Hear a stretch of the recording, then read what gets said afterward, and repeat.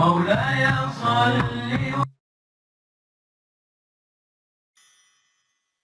مولاي صل وسلم دائما أبدا على حبيبك خير الخلق كلهم محمد سيد الكونين والثقلين والفريقين من عرب ومن عجم هو الحبيب الذي ترجى شفاعته. السلام علیکم ورحمۃ اللہ وبرکاتہ. وعلیکم السلام ورحمۃ اللہ وبرکاتہ. الحمد للہ رب العالمین والصلاة والسلام علی رسولہ الکریم وعلی آلہ وصحبہ اجمعین ومن تبعہ بإحسان الی یوم الدین، اما بعد. محترم بھائیوں اور بہنوں، ہم حدیث کی مشہور کتاب بلوغ المرام کا تفصیلی مطالعہ کر رہے ہیں اور اس میں ہم کتاب الحج شروع کر چکے ہیں. جو لوگ حج کرنے کے لیے جا رہے ہیں انہیں اس پر زیادہ توجہ دینی چاہیے کہ حج کیسے کریں، اس لیے کہ حج زندگی میں ایک مرتبہ فرض ہے اور عبادت ہے. اور عبادت کے بارے میں ایک اصول یاد رکھیے کہ عبادت میں کوئی کام ہم اپنی طرف سے نہیں کر سکتے. عبادت ہوتی ہے توقیفی، یعنی جو کچھ اللہ نے مقرر کیا یا جو کچھ نبی کریم صلی اللہ علیہ وسلم نے بتایا ایز اٹ از کرنا ہوگا، اس کو ہم اپنی طرف سے نہیں کر سکتے. جیسے حج کس مہینے میں کریں گے؟ ذوالحجہ میں. اگر کوئی آدمی ذوالقعدہ میں حج کرنا چاہے نہیں کر سکتا. حج کے پورے ارکان وہ ادا کر لے لیکن 13 ذی الحجہ کے بعد وہ شروع کرے، صرف 4 دن ڈیلے کر کے، تو کیا اس کا حج ہوگا؟ نہیں ہوگا. اس لیے کہ یہ عبادت ہے اور عبادت میں اتباع ضروری ہے نبی کریم صلی اللہ علیہ وسلم کے طریقے کے مطابق. اگر کوئی یہ سمجھتا ہے عرفات کے میدان میں 9ویں ذی الحجہ کو رش بہت ہوتا ہے لہٰذا میں 8 کو چلا جاؤں یا 1 دن ڈیلے کر کے جاؤں، تو کیا حج ہوگا اس کا؟ نہیں ہوتا. اس میدان میں وہ جو تاریخ مقرر ہے اسی تاریخ میں جانا ہوگا، تبھی آپ کا حج ہوگا. اس لیے حج کے جانے سے پہلے معلوم کیجئے کہ سنت کے مطابق حج کیسے کرتے ہیں. تو حج کے احرام اور حج کے مواقیت، یعنی وہ جگہیں جہاں سے حج کے رولز اور ریگولیشن وہ سارے اپلائی ہوں گے آپ پر. وہ پابندیاں جو احرام کی حالت میں اپلائی ہوتی ہیں، عائد ہوتی ہیں، وہ کہاں سے؟ نبی کریم صلی اللہ علیہ وسلم نے مختلف جگہوں سے آنے والوں کے لیے کچھ جگہ مقرر فرما دی. اس ڈائریکشن سے جو بھی آئے گا اس کو فلاں جگہ پہنچ کر احرام پہن لینا چاہیے. اس ڈائریکشن سے جو آئے گا یہاں پہنچ کر، ضروری نہیں کہ وہ اس علاقے کا رہنے والا ہو. یعنی آپ کا سفر ایسا ہے کہ آپ اس علاقے کو ٹچ کر رہے ہیں تو وہاں جا کر آپ وہ اپنا احرام باندھ لیں گے اور وہاں سے آپ کے اوپر وہ پابندیاں شروع ہو جائیں گی، چاہے رہنے والے آپ کہیں کے بھی ہوں. دیکھیے حضرت عبداللہ ابن عباس رضی اللہ عنہما بیان فرماتے ہیں ان نبی صلی اللہ علیہ وسلم وقت لأہل المدینہ ذی الحلیفہ وأہل الشام الجحفہ ولأہل نجد قرن المنازل ولأہل الیمن یلملم ہن لہن ولمن اتا علیہن من غیرہن ممن اراد الحج والعمرہ. کہ رسول اکرم صلی اللہ علیہ وسلم نے صرف چند ناموں کی نشاندہی فرما دی. جیسے آپ نے فرمایا کہ جو مدینہ یا مدینے کی ڈائریکشن کی طرف سے آ رہا ہو تو اس کو ذوالحلیفہ، جس کو آج کل ابیار علی کہا جاتا ہے. مدینہ منورہ کا جو مقام ہے میقات کا، یہ سب سے طویل ہے، باقی سب جو ہے کم فاصلے پر ہیں، لیکن مدینے کی سائڈ سے آنے والوں کے لیے بہت پہلے وہ پابندیاں شروع ہو جاتی ہیں. تو وہ جب ذوالحلیفہ پہنچیں گے وہاں احرام باندھ لیں اور وہاں وہ نیت وغیرہ جو بھی کرنا ہے کہ آپ کون سا حج کر رہے ہیں، کس کی طرف سے حج کر رہے ہیں، یہ سارے کام وہاں کرنے ہیں. حج کر رہے ہیں، عمرہ کر رہے ہیں، جو بھی ہے، یہ وہ جگہ ہے مدینے سے آنے والوں کے لیے. اور دوسرا جو شام کی طرف سے آنے والے ان کے لیے جوحفہ مقرر کیا گیا، ایک دوسرا اسٹیشن، دوسرا مقام. ادھر سے آنے والے وہاں جب پہنچیں گے تو وہ حج کی جو پابندیاں ہیں وہاں سے ان پر شروع ہو جائیں گی. اور نجد کی طرف سے آنے والوں کے لیے قرن المنازل ایک جگہ کا نام ہے. جب وہاں پہنچیں گے وہ لوگ وہاں پہنچنے کے بعد اپنی پابندیاں ان کی وہاں سے شروع ہو جائیں گی. اسی طرح یمن کی طرف سے جو آئیں گے یلملم، اور عام طور پہ جو انڈیا وغیرہ سے پانی کے جہاز سے گزرا کرتے تھے وہ وہیں سے احرام باندھا کرتے تھے، کیونکہ وہ پانی کا سفر جو ہوتا وہ وہیں پر یمن سے کٹ کرتے ہوئے عدن وغیرہ ادھر سے گزرتے ہوئے اس کے قریب سے وہ گزرتے تھے.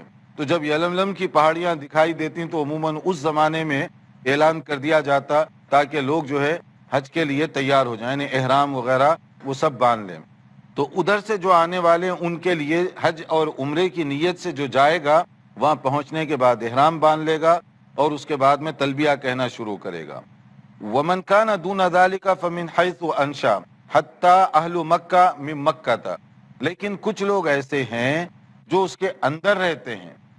مثال کے طور پہ مکہ مکرمہ کے خود رہنے والے اب وہ حج کریں گے تو کہاں جا کے احرام باندھیں گے؟ وہ تو آلریڈی اندر آ گئے، تو جہاں وہ ہیں وہیں سے احرام کی نیت کر لیں گے، کیونکہ وہ لوگ رہنے والے وہاں کے ہیں، یا وہ جو حدود مقرر کیے گئے ان کے اندر وہ رہ رہے ہیں.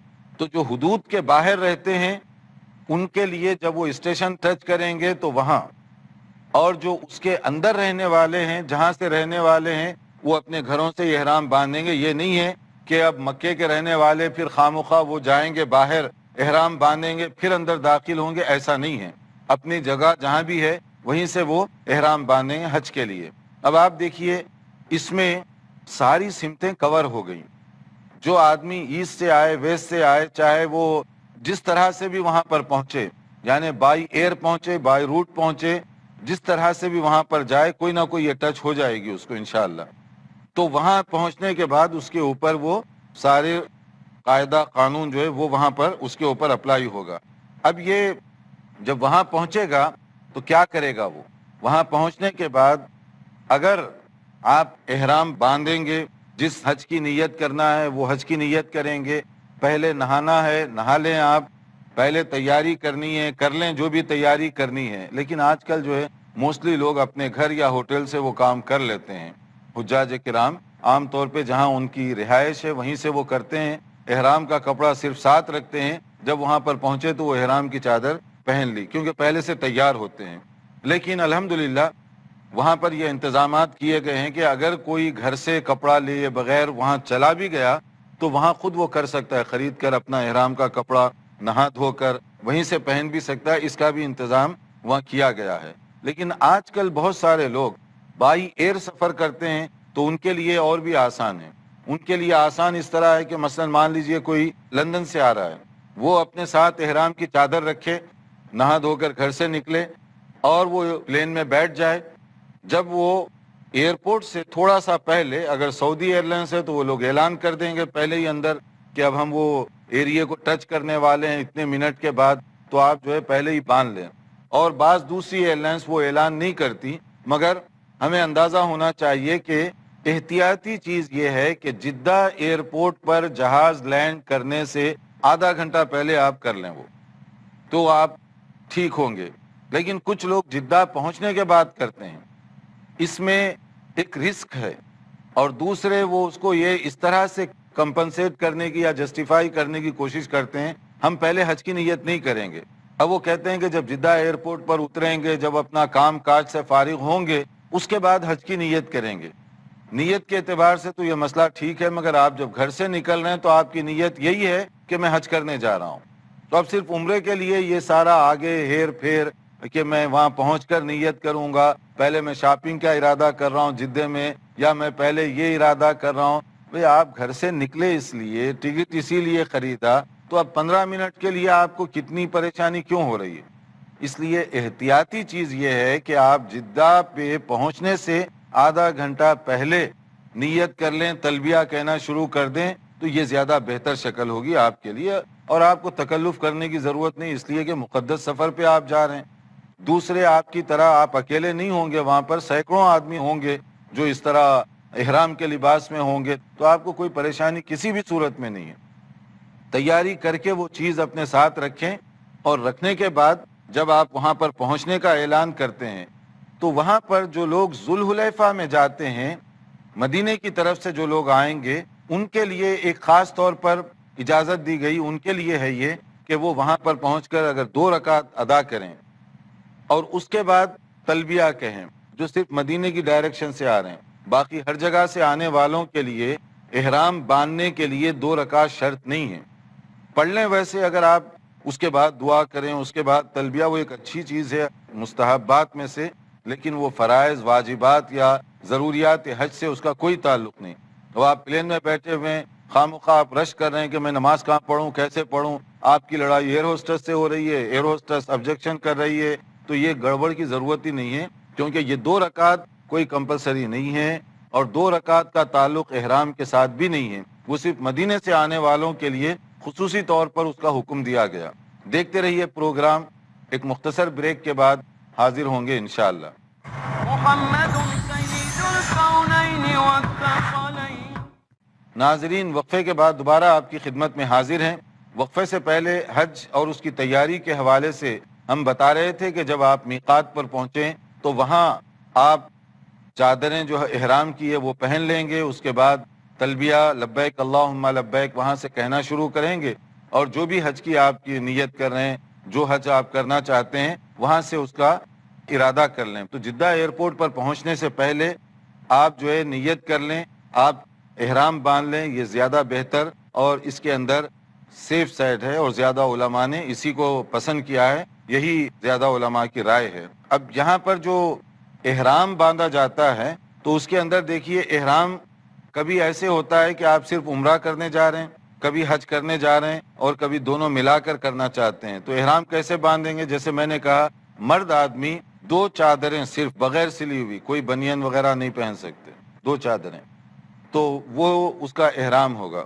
البتہ پیسوں کے لیے آپ پرس وغیرہ رکھنا چاہیں ہاتھ میں وہ رکھ سکتے ہیں، بیلٹ باندھنا چاہیں اور اس کے اندر پیسے وغیرہ یا ڈاکومنٹس رکھنا چاہیں اس کی اجازت ہے۔ خواتین کے لیے نارمل جو ان کے کپڑے ہیں وہی ان کا احرام ہے، کیونکہ ان کا احرام ان کی نیت ہے۔ رولز وہاں ان کو بھی فالو کرنے پڑیں گے، لیکن صرف کپڑوں کی حد تک ان کو اجازت ہے کہ نارمل جو کپڑے ہیں وہ کپڑے ویسے ہی پہنے رہیں گی وہ۔ پھر خوشبو یا دوسری جو چیزیں ہیں احرام کی چادر باندھنے سے پہلے آپ لگا سکتے ہیں، بدن کو، کپڑے کو نہیں۔ مثلا تیل لگا لیں، خوشبو لگا لیں، یہ ساری چیزیں درست ہیں، مگر احرام کی چادر پر نہیں۔ جب آپ احرام باندھ لیں گے تو پوری چیزوں سے فارغ ہونے تک پھر کوئی عطر نہیں لگا سکتے، کنگھی بھی نہیں کر سکتے، کوئی تیل وغیرہ یہ چیزیں بھی آپ استعمال نہیں کر سکتے۔ اس میں کبھی 2 دن لگ جائیں، 4 دن لگ جائیں، 1 دن لگے، ڈیپینڈ کرتا ہے کہ آپ کون سا حج کر رہے ہیں، اس کے حساب سے آپ کے اوپر رول ہوگا۔ اب یہاں پر حج کی جو 3 قسمیں ہیں، تاکہ جو ہے نا آدمی بات کو آسانی کے ساتھ سمجھتا جائے، حج کی 3 قسمیں ہیں۔ ایک حج افراد ہے، ایک حج تمتع ہے، اور ایک حج قران ہے۔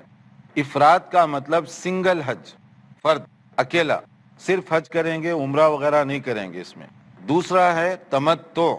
تمتع کا مطلب ہے کہ ایک سفر میں 2 کام کر کے فائدہ اٹھا رہے ہیں، پہلے عمرہ کریں گے، اس کے بعد آپ فارغ ہو گئے، جتنے دن بھی رہنا ہے وہاں رہے حج سے پہلے، اور حج کی تاریخ جب شروع ہوگی پھر دوبارہ احرام پہنیں گے، وہ حج کے لیے ہوگا۔ پہلے عمرہ ہو گیا، پھر اس کے بعد حج۔ ایک سفر میں آپ دونوں کام کر لیے، عمرہ بھی ہو گیا اور اس کے بعد حج بھی ہو رہا ہے آپ کا، یہ ہے تمتع۔ تیسرا ہے قران۔ قران کہتے ہیں ایک سفر میں دونوں چیزیں، یعنی عمرہ اور حج، مگر احرام نہیں کھولیں گے، اس میں احرام ہی کی حالت چلتی رہے گی حج کرنے تک۔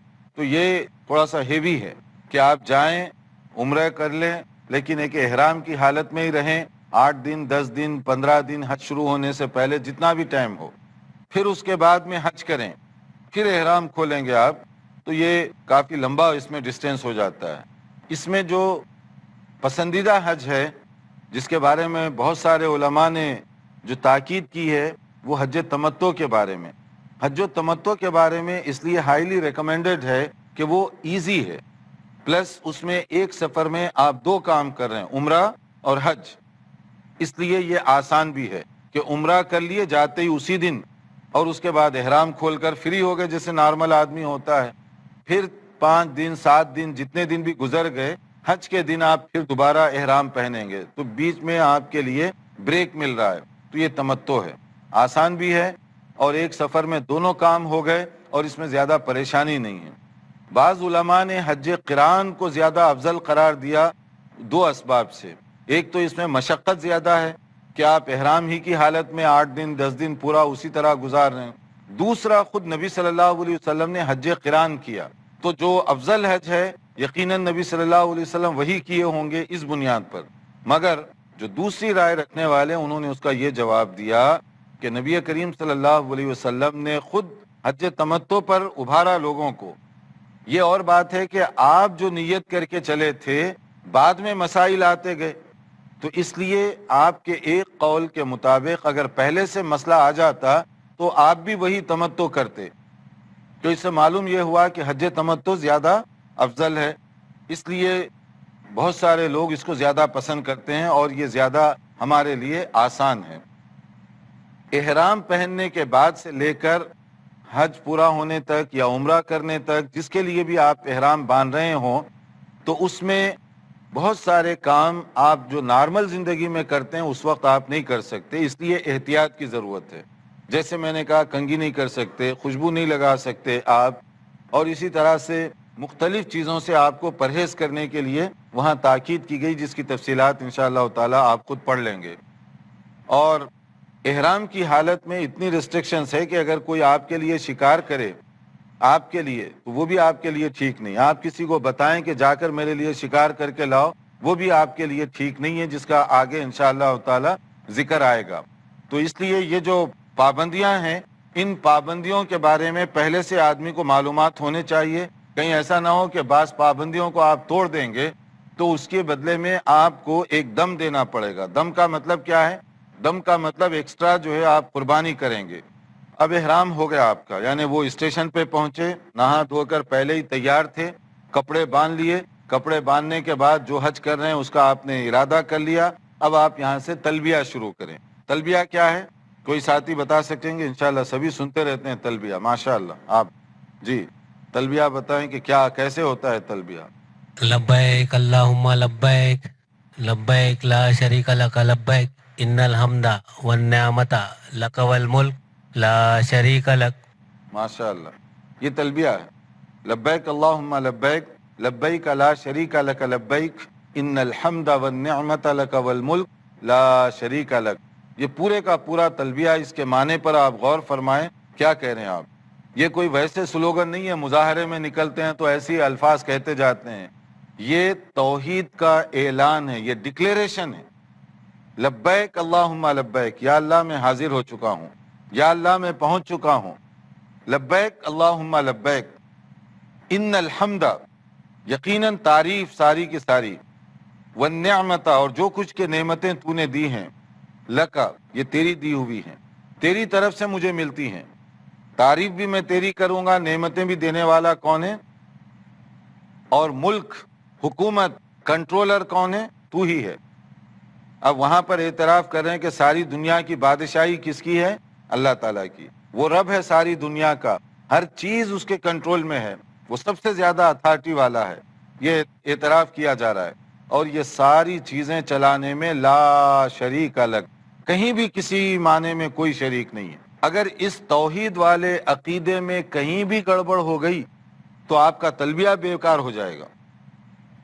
اس لیے حاجی کے لیے ہے کہ بار بار تلبیہ کہتا رہے، ایمان کی تجدید، توحید کا اعلان، اللہ تعالیٰ پر ایمان کی مضبوطی۔ وہ جیسے نبی صلی اللہ علیہ وسلم نے فرمایا، اتانی جبریل فامرنی آمر اصحابی، جبرائیل علیہ السلام تشریف لائے اور مجھے حکم دیا کہ میں اپنے صحابہ کو حکم دوں، کس بات کا؟ ان یرفعوا اصواتهم بالاحلال، کہ وہ تلبیہ کہتے ہوئے اپنی آواز کو بلند کریں، آہستہ سے نہیں۔ لبیک اللہم لبیک بلند آواز سے تلبیہ کہا جائے گا، اللہ کی حمد، اللہ کی توحید کا اعلان بآواز بلند ہوگا۔ تو یہ ہے تلبیہ کہنے کا انداز۔ خواتین بھی تلبیہ کہیں گی، مرد بھی، دونوں ایک ہی تلبیہ، لبیک اللہم لبیک۔ صرف یہ ہے کہ خواتین تھوڑی سی کم آواز میں اور مرد حضرات زیادہ آواز میں۔ تو یعنی بالکل پوری توجہ آپ دیکھ رہے ہیں حج کے موقع پر اللہ کی طرف اٹھ رہی ہے، پورا کا پورا فوکس اللہ تعالیٰ کی طرف کر رہے ہیں کہ قدم قدم پر یہی آپ کہتے جا رہے ہیں۔ اس کے علاوہ بھی آپ دوران سفر ذکر و اذکار، تلاوت قرآن، یہ سب کر سکتے ہیں، لیکن تلبیہ اس کی زیادہ اہمیت ہے۔ وقتاً فوقتاً آپ تلبیہ کہتے رہیں۔ تلبیہ کہنے کے بعد مثلاً کوئی اگر ذکر کر رہا ہے، کوئی دعا کر رہا ہے، یہ سب چیزیں وہاں پر کی جا سکتی ہیں۔ تو اگر کوئی آپ میں سے یہاں پر کوئی سوال کرنا چاہے، کیونکہ ہم آگے بڑھنے سے پہلے وقت ہو رہا ہے، تو آپ اگر سوال ہو تو پہلے ہم لے لیں اس کو۔ جی السلام علیکم۔ वालेकुम अस्सलाम। शेख मैं अक्सर हाजियों को देखा हूँ कि वो एहराम अपने यहीं से या घर से या एयरपोर्ट से ही बांध के निकलते हैं, ये क्या दुरुस्त है? देखिए, कहीं से भी एहराम की चादर पहन लें, असल में रूल अप्लाई होगा जब मीकात पर आप पहुंचेंगे। जैसे अगर आप मुंबई में अपने घर पे रहते हैं, वहां से आप एयरपोर्ट जाने से पहले नहा धोकर वो कपड़े पहन लें आप, मगर मुंबई मीकात नहीं है। जब आप जहाज में बैठेंगे तो नियत और तलबिया कहाँ से कहेंगे, वो जगह जाने के बाद वहां से वो रूल अप्लाई होंगे। पहनने की हद तक जहां से चाहे पहन ले, कोई हरज नहीं है जी। तो इसमें आप देख रहे हैं कि तलबिया जो है तौहीद का ऐलान है, ईमान बिल्लाह और अल्लाह ताला से मोहब्बत का एक ताल्लुक है। एहराम जो बांधा जाता है होना तो उसमें सफ़ेद चादर चाहिए, लेकिन रंग की पाबंदी नहीं है, ये पसंदीदा रंग है। नबी करीम सल्लल्लाहु अलैहि वसल्लम इसको ज़्यादा पसंद फरमाते थे इसीलिए, वरना अगर ऐसे कपड़ों के बारे में जैसे नॉर्मली हम पहनते हैं मना किया गया। जैसे सुइला रसूलुल्लाह सल्लल्लाहु अलैहि वसल्लम मा यलबसुल मुहरिम, क्या वो पहनेगा, मुहरिम जो है क्या पहनेगा मिन थियाब, कपड़ों में से। तो नबी सल्लल्लाहु अलैहि वसल्लम ने उसकी वजाहत फरमाई और आपने कहा क़ाला ला यलबसुल क़मीस, ये जो शर्ट है, चाहे वो टी शर्ट हो, बुशर्ट हो, कुर्ता हो, कोई भी चीज़ जो ऊपर पहनने जाने वाली है वो नहीं पहनेगा। वलल अमाइम, पगड़ी भी नहीं बांध सकता नंगे सर। वलल सराविलात, कोई इज़ार ट्राउज़र वगैरह कोई इस तरह का नहीं। वलल बरानिस, और ना ही कोई ऐसे जैसे टोपी वगैरह या कांटोप या इस तरह की चीज़ें भी नहीं पहनेगा। वलल खिफाफ, और ना बूट या उसके अंदर जो मोज़े पहने जाते हैं लंबे, वो भी नहीं पहनेंगे आप एहराम की सूरत में। इल्ला अहदुन ला यजिदु नअलैनि फलयल्बिस अल खुफ़ैन, अगर आदमी के पास हवाई चप्पल वगैरह जैसे होती है इस तरह की चप्पल ना हो तो आप ऐसे जूते जो ज़्यादा बड़े ना हो, ऊंचे ना हो, बूट नुमा ना हो, वो पहन सकते हैं, जो टखनों से नीचे नीचे उसको एंड हो जाता है उस तरह के। और इसी तरह से बताया गया कि वलयख्ताहुमा अस्फला मिनल काबैन, यानी अगर टखनों से ऊपर हो रहे हैं तो उतना हिस्सा आप काट दीजिए ताकि वो जो है उसका हिस्सा टखनों से नीचे नीचे रहे।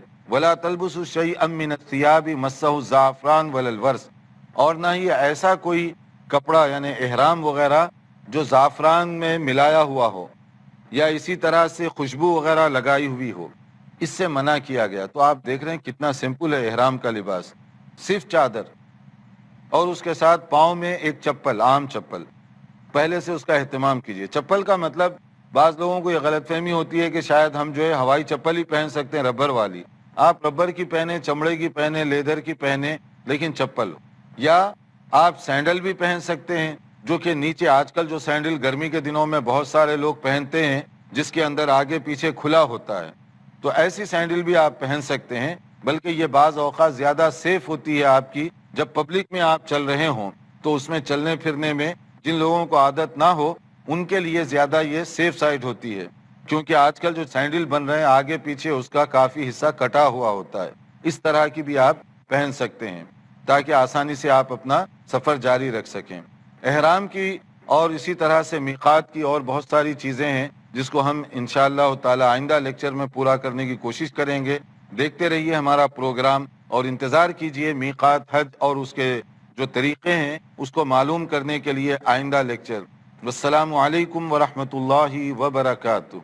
مولاي صل وسلم دائما أبدا على حبيبك خير الخلق كلهم